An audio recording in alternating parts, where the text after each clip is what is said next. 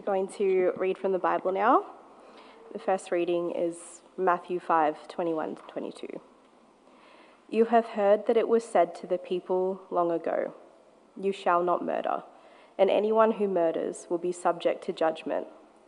But I tell you that anyone who is angry with a brother or sister will be subject to judgment. Again, anyone who says to a brother or sister, "Raka," is answerable to the court, and anyone who says, "You fool," will be in danger of the fire of hell. The second reading is from Genesis chapter 9, 1-6. Then God blessed Noah and his sons, saying to them, "Be fruitful and increase in number, and fill the earth. The fear and dread of you will fall on all the beasts of the earth, and on all the birds in the sky, on every creature that moves along the ground, and on all the fish in the sea. They are given into your hands. Everything that lives and moves about will be food for you. Just as I gave you the green plants, I now give you everything. But you must not eat meat that has its lifeblood still in it. And for your lifeblood, I will surely demand an accounting. I will demand an accounting from every animal, and from each human being too. I will demand an accounting for the life of another human being. Whoever sheds human blood, by humans shall their blood be shed. For in the image of God has God made mankind."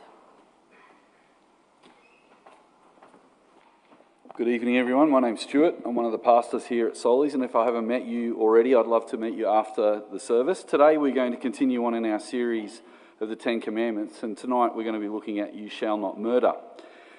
Just before we dive into this passage, I want to say again, as we have said with some of the other commandments, that on the surface, when I read this, I think, I can tick that box because I've actually never murdered anybody. However, as we heard from the reading tonight, Jesus said, well, you might have heard "shall not murder," but if you hate someone in your heart, then you've murdered them. So that's going to be a depth to this commandment that we're going to look at tonight. And so to help us to start to think about this at a deeper level, like Jesus gets us to, I wanted to take you back to a time in the Sutherland Shire that thankfully has passed. A time in the Sutherland Shire where there was different values and different ways of living. I want to take you back to 1980. Now, just as an interesting survey, I think some of you weren't alive in 1980, correct? But hands up if you were alive in 1980. Okay, cool. Now, here's another question. Hands up if, like me, you started high school in 1980. Elijah just put his hand up. Excellent, Elijah. Very helpful.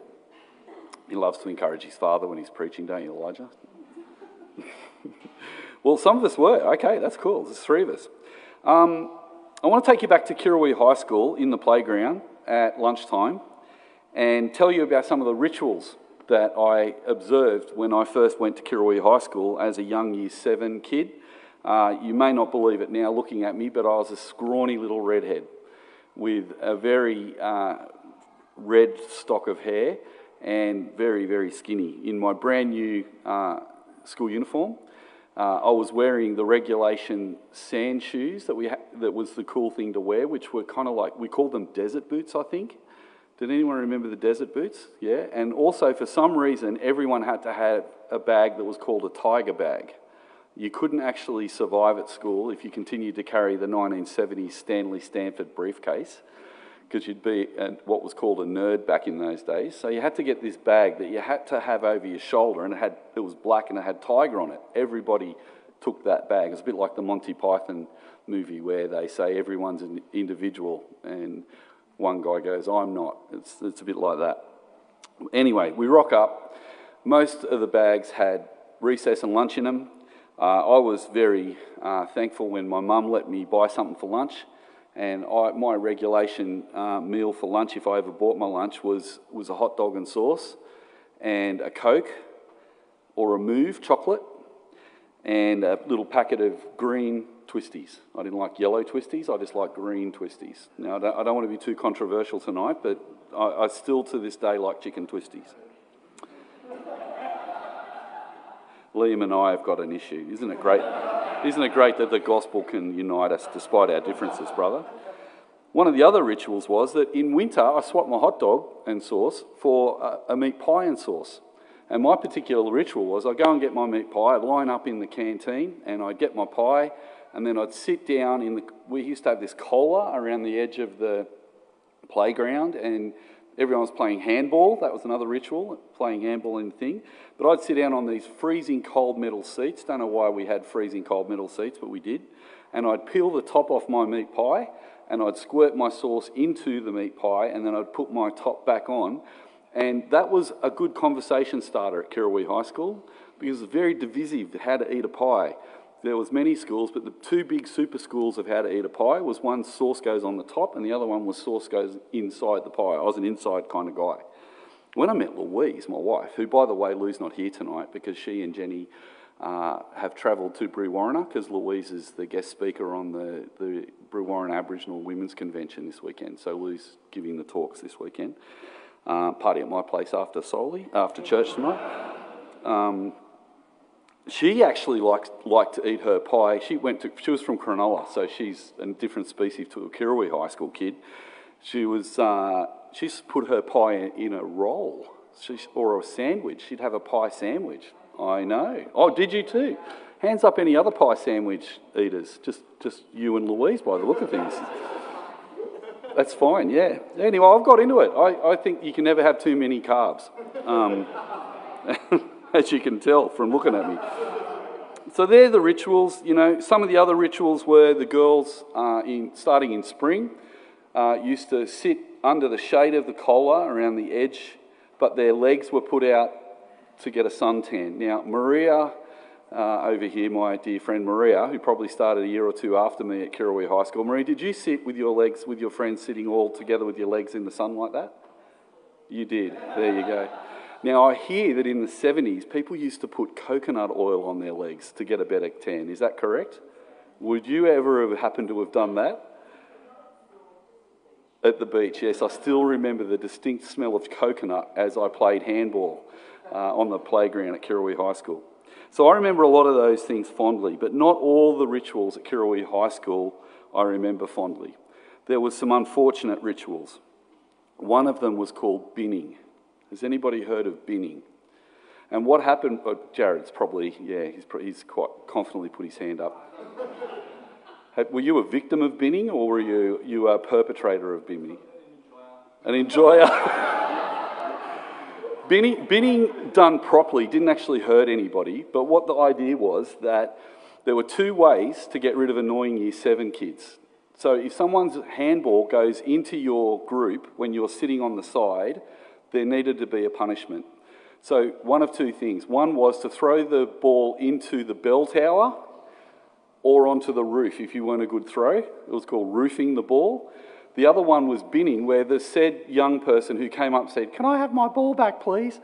It's terrible. The seniors would get the said child, and there used to be these steel bins that hung on the poles around Kirrawee High School's playground. Playground? Quadrangle? Yeah, it's a bit daggy. I would have been binned for calling it a playground. You never call it little lunch at high school. Did you get that straight away? It took me a couple of terms to get that, and I only just escaped binning within an inch of my life. But binning was to get... Have we got any Year 7 kids here tonight? I can't tell. Who's in Year 7? Okay. I hope not to traumatise you both. And it was terrible, and it's good that it doesn't happen anymore, but they would get the kid and they'd seat the kid in the bin. So the kid would be suspended above the playground with their arms out like this and their little feet swinging out the bin with their bottom in the bin, and presumably they'd stay there until people got them out. The problem is, for the poor Year 7s, they couldn't reach their friends, so you'd have these sad, kind of pathetic sort of scenes of all these little kids trying to save their friend out of the bin.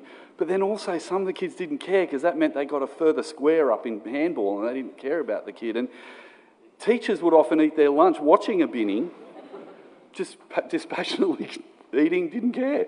It was a different time. Now that was a bit troubling, but the other one that I want to mention today is even worse. It was called 310 on the oval. Now you may have heard of various versions of this. Maria's laughing. This applied to men and women, young men and young women at high school who happened to have agreement at school. You weren't allowed to fight at school, you see.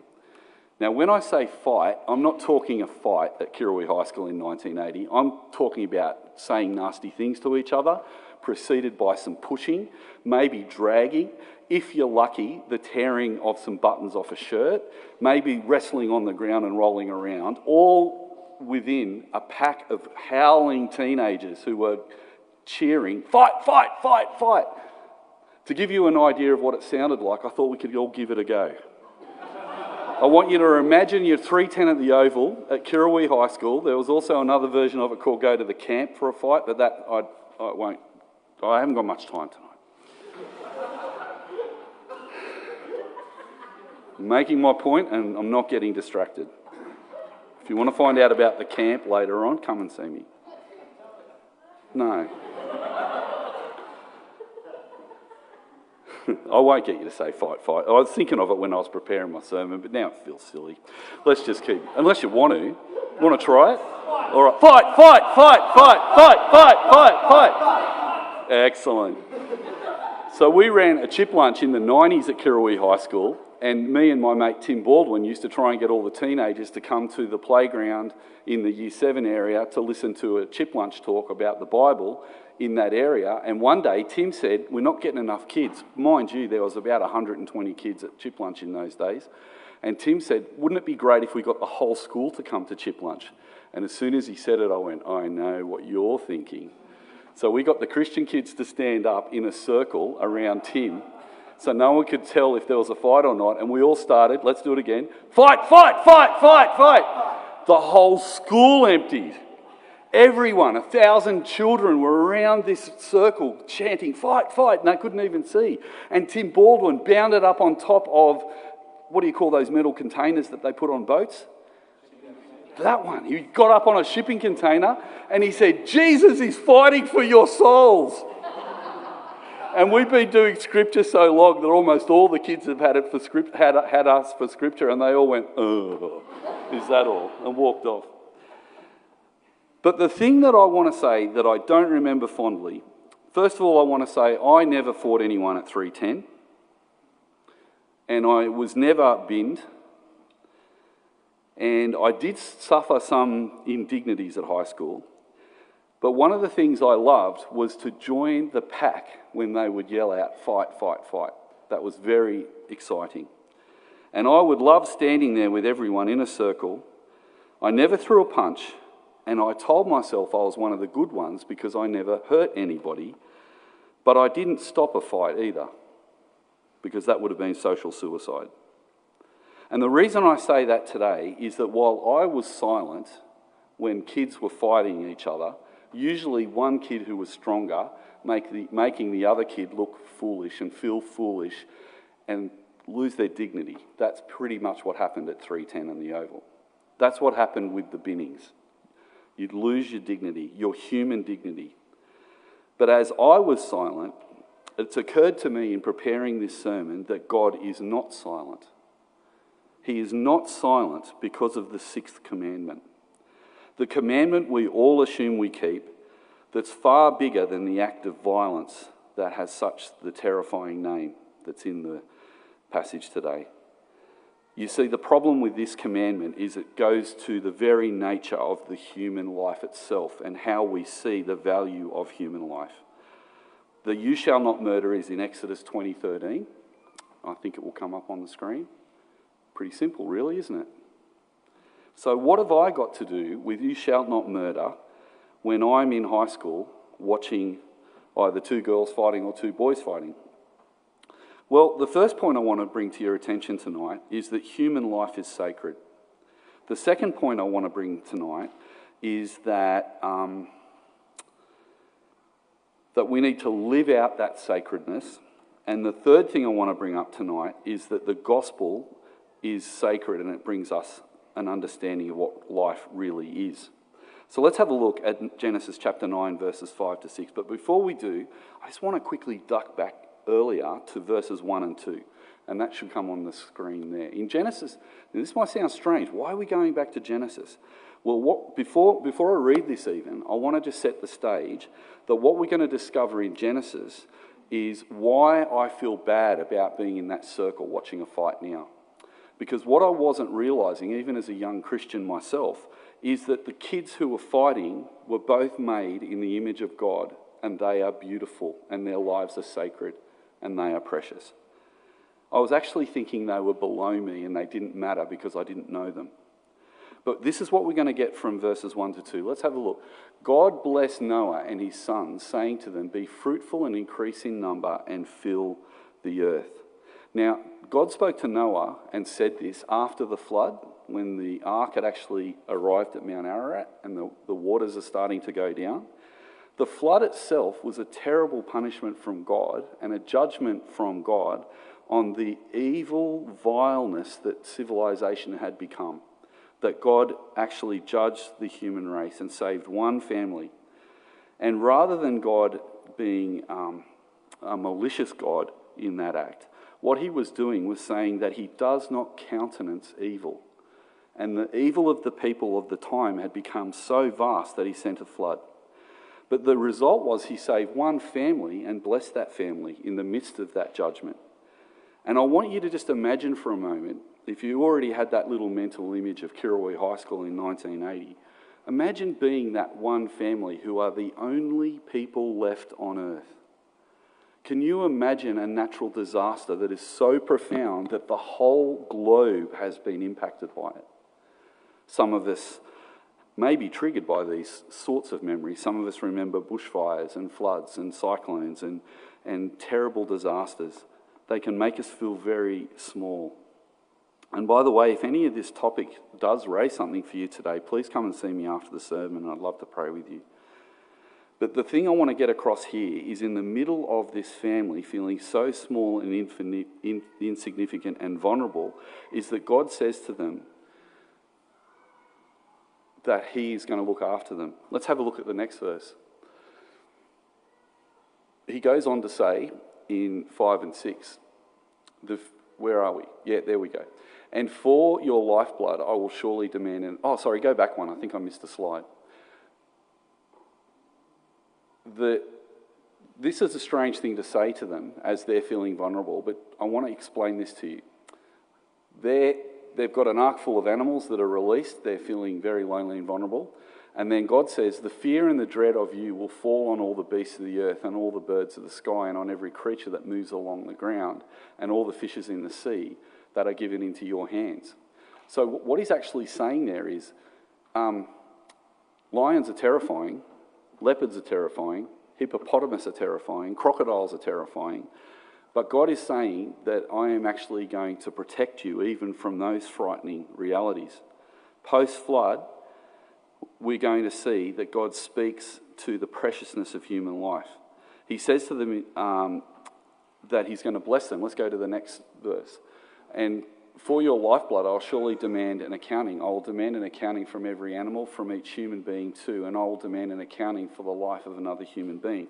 Again, a strange kind of way of saying that someone is precious. But what God's saying there, in a time where most other thought systems had produced the kind of idea that human beings aren't really that important individually, he's saying there that he's going to even make an animal be accountable for a human life. He's going to make it that if someone takes a life, that there needs to be a life for a life and blood for blood. Let's have a look at the next slide. "Whoever sheds human blood, by humans shall their blood be shed. For in the image of God has God made mankind." Now, this is the important part. What does it mean that God has made us in his image? We've heard that before in Genesis chapter 1, verse 28. Humans are the image bearers of God. So what he's saying is if someone takes away a human life, they're taking away something that doesn't belong to them. It's something that belongs to God. And your life is so precious, it doesn't only belong to you, it also belongs to God. So if someone takes your life, God is going to make that person, or even an animal, pay an account for that. It's not to be something to be thrown away. Life is so precious. In fact, in Exodus chapter 21, if an ox gores someone to death, the owner is liable, even if they didn't know anything about it. And what they used to do in those days is kind of what we still do to this day. If a crocodile takes someone, in an Australian river, they usually euthanise the crocodile. Because there's this sense that we can't have animals going around taking people who are fishing on the riverbanks. So here, chapter 9 in Genesis, it's worth being really clear about it, because what we're seeing is that there's an accounting because human beings are so precious. Now, why are we so precious and sacred? Why are we so priceless to God? There's so many of us now. You could maybe say, look, when there's only one family, you can imagine God saying this family's pretty important, because if this family doesn't reproduce, then the human race is over. You could probably think of it like that. But I've got some of these thoughts that I'm sharing tonight from my dear friend Paul Tate, who's preaching at Ryde at the moment and preaching tomorrow at Kirrawee. And he brought up an analogy this week that I thought was worth sharing. He said, imagine if you go to a pawn shop, you know those shops where you can go and if you run a bit of short of cash, you can pawn your ring or your bike or something and they'll give you $20, and when you get a job later and you get a pay packet, you can go and buy it back and you can redeem it, you know, that kind of thing. Well, imagine if you went into one of those shops and you're looking for an engagement ring. And imagine, because they have all sorts of stuff there, hey, like they have rings and all sorts of stuff. Imagine there's a whole counter with all these little rings there and you're looking at them all and you don't really like any of them. But then you look behind the shoulder of the shopkeeper and there's one ring behind the shopkeeper that is absolutely exquisite. And you say to the shopkeeper, I'd like that one, please. But imagine if the shopkeeper said, actually, you can't buy that, it's not for sale. That's actually the engagement ring I gave to my wife. And she's passed on now, and that's the only thing I have to remember her. It is not for sale. Now, Paul shared that example yesterday, saying basically, we are that ring. Every single human being is not for sale. In God's economy, we are all so precious that we are not for sale. In Numbers 35:31, this is what we read: do not accept a ransom for the life of a murderer. There is no ransom for a murder. What that means is in their time in Numbers 35, the people of Israel had an economic response to crime. If someone perpetrated a crime, they could pay and then they would be forgiven for the crime, except for murder. Because if you conduct murder, you're taking away a life that is precious and priceless to God. That's the idea of the ring. The reason it's not for sale is it doesn't have a price. Can you think of anything else like that? There are lots of examples in the world. I would suggest that the Mona Lisa is not for sale. That is one example of something that is precious. Can anyone think of another example? Sheffield Wednesday Football Club, although it was just bought by someone. That was a joke, just to fill in this space. I don't mind a bit of silence. Can anyone think of something that's precious, that precious? Crown jewels, not for sale. Anything else? Your wife, not for sale. Exactly. No, exactly. The person you're sitting next to is not for sale. The person you sit next to is priceless. And the person they're sitting next to, which is you, is also priceless. Why? Well, because we're told in Psalm 19:1 that we are made in the image of God. We are a representation of God. That's how important we are. Now, the interesting thing in the psalm, again from Paul, is there's a few surfaces in this world that you can get an image from. Now, Paul was saying on Friday, if you polished a rock like a piece of granite, you could probably get a bit of an image of yourself from that.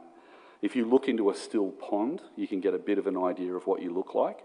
But if you look into a mirror that has glass and mercury on the back, you can have an exact representation of yourself in the mirror. And Paul was saying that while you can get an idea of God when you see a sunrise or a sunset, you can get an idea of God's beauty when you see a platypus in all its wonderful magnificence and its oddity. My favourite animal on the planet, which is delightful. But you know what? When you look in the mirror, you are looking at an image of God. You are the best representation of God because you are made in his image. And it's so sad, isn't it, that when we look in the mirror, we see all the imperfections often, don't we? Because unfortunately, the world that I grew up in, other people's impressions of you were the reason that you thought what you thought about yourself. And I don't think it's become too much more sophisticated. It's just got worse. Because I used to be able to get on the bus and go home. But you guys don't get to go home. Because there's always social media. And you're always hearing other people's thoughts about you. Now, don't think I got away with it, because I'm going to show you a video clip now of what it was like for me to go on the bus to go home. And Ethan's going to throw that on now. The first part I can use sound, but the second part, just before you play it, the second part's got so many swear words in it that I have to actually narrate it. But this is from a movie that, guess when it came out? Have a guess. Guess where it's set? Sutherland Shire. Guess where it's set in the Sutherland Shire? Carringbar High School. And one of the heroes of the movie lives in Grace Point. And these young ladies are waiting for the bus to come and pick them up. So the same thing happened on the way home. I just want you to listen how they talk to each other. And then I want you to think to yourself, if you had friends who talk to you like this all the time, what would you think of yourself? Would you see yourself as a perfect image bearer of God, or would you think you're just worthless? Have a listen to the first bit, and I'll try and cut it off just before the swearing starts. Hey? Oh no, start now, because they start talking. There's smoking. If you weren't a the surf buses chick, coming. you were a nobody. You were a nerd. Oh, sorry, Hi. could you If you wanted rewind to- that and just play that? I forgot her commentary explains it better than I do. If you weren't a surf chick, you were a nobody. You were a nerd. Hi. If you wanted to get into the gang, you had to crawl after and suck up to all the gang girls. Gee, your hair looks great today, Trace. Yeah, unreal. Got a cigarette, Trace? Yeah, but you're not getting any. Anyone remember jumping on one of them buses? Hi, Trace. Trying to study, eh, Frida? Watch out for the trawlers.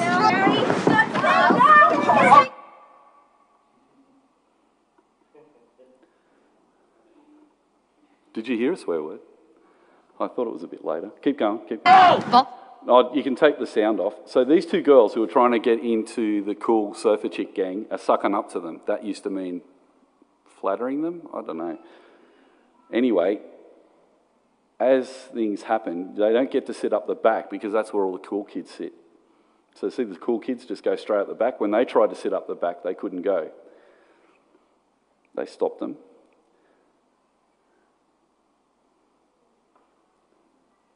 Now, the funny thing about this bus ride is everyone's smoking and swearing and talking. The bus driver doesn't care. She's showing a friend that that's how she's going to cheat in the exam. She's written all the answers on her legs. And there they are smoking. And then some girl throws an apple at her. And this is actually another version of 310 on the oval. This wasn't prepared. This is spontaneous. Because what's going to happen is these cool kids are going to goad this girl until she fights back. And they say all sorts of mean things. One of the mean things is they call each other moles, which was an insult back then. And then the rest of the bus go fight, fight, fight, as the girls basically roll around on the floor and pull each other's hair. You can finish it there. I had many days going home on a bus where that sort of thing happened. And so when I'd go home and tell my mum, she said, "Oh, just hit him with your bag." Because my mum came from an earlier decade in the 60s, where I reckon that probably worked in the 60s. But if I'd have done that in that context, the whole of the crew would have set upon me, and it would have been social suicide, you see. So part of the initiation was you had to actually let people look down on you. The reason I say that is that I think in every generation, we as Christians need to remind people that they're precious. When someone loses their dignity, like happened in that clip, when the pecking order says you don't belong, when there's a circle that forms around you, whether it's on the internet or whether it's physically at the school or it's on a bus, or when people are just jeering at a boy in a bin at lunchtime, this is when we live out the gospel, Christians. This is where we need each other. Now, there's a lot of hard cases that come off the whole idea of murder, and I'm not going to go into those tonight because we don't have time. But I want to stay where we are right now. I want to stay closer to home, and I want us to be thinking about one thing. When you interact with other image bearers of God, when they leave your orbit, do they leave your orbit feeling honoured, valued, and taken seriously? How do we do that? Well, when I was young, I never threw a punch, and that was probably good. I didn't jeer out loud, and that was probably good. But I did laugh instead of walking away. I had a minister who said to me once that when you are in a difficult situation, there will be lots of different answers to how you act in all the different situations. So if I'm in a sermon today and you find yourself in the circle watching someone else being picked on at work, on the internet, a colleague in the staff room, someone who's just being picked on or bullied, there's probably lots of different responses that I could spend another half an hour saying, maybe we could do this here, maybe we could do this here. But I had an old minister who said to me, the best thing to do is do what is right. Now that might sound oversimplistic, but you see, Jesus is going to say in a minute, we're going to get to this briefly, that not killing is not enough. You need to preserve your neighbour's life. So walking away from a fight or not going to it in the first place is one answer. But in Leviticus 19:16, it actually talks about the fact that you need to actually see if you can preserve a neighbour's life if you can. Now this is obviously going to need to be case by case, but doing what is right is not being completely foolhardy. If I was to jump into that situation from one of the front seats on the bus, I probably just would have got bashed up myself. I wonder if what was right was to wait and see if I could somehow stop the fight, or if I couldn't, make sure I spoke to the person afterwards to say, I'm so sorry, that's how they treated you, I don't see you like that. You see what I'm trying to say? So tonight's sermon's not meant to necessarily give you a whole list of how you do not murder, but Jesus doesn't give a list of how not to either, or what you should do. He just says that our human heart is so wicked that even when we hate someone in our heart, we've murdered them. But here's some things from Proverbs 24:12-11. But we knew nothing about this. The sentence there in that passage is, even if someone says, oh, we didn't know about it, well, we should really be looking out for other people. Saul is a great example. Remember the story of Saul in Acts 7:58 and 8 verse 1, where Saul holds the cloaks of the people who are murdering the Christians, who are stoning the Christians to death. He holds their cloaks, and he feels like he wasn't doing what was right in that situation and trying to stop that situation. He was actually approving of it. It says that in verse 1 of chapter 8, actually, that he stood there and approved of it. So the circle is actually the punch. The circle is the punch. Take away the ring of watchers and there's nothing there. Actually, if there were no spectators, no one would get bashed up at 3:10 on the Oval. If there were no spectators in that bus, those girls wouldn't have had to fight. So whether it's a group chat or a staff room, as I said, at Christmas with your family and everyone's talking about politics, the church car park, when people are saying, I've got a prayer point, you've got to pray for so-and-so. When there's a person who is being treated with indifference, it costs us nothing, but it costs God everything, because we're actually treating him with indifference as well. So there's no third place to stand. God weighs into our heart that we should actually look after each other, not to be a coat holder. So the last thing I want to talk about is Jesus in Matthew 5:21. We've already heard it said. Jesus says, you shall not murder. And like I said, we're ready to relax because we haven't killed anyone. But he says, in anger or contempt, if you call someone a fool or rucker, then you've actually murdered them in your heart. Now, I call people fools all the time. It's actually quite confronting in my head. I don't say it out loud. I don't go up to someone and say, you fool. But if someone does something silly in the traffic, that's probably where I say, oh, you're a fool. And Jesus is saying, you're actually not treating them as an image bearer. You see that? So if an image bearer of God who is precious and is not for sale pulls in front of me in the traffic, I can't call them a fool because I'm calling God a fool because he made them.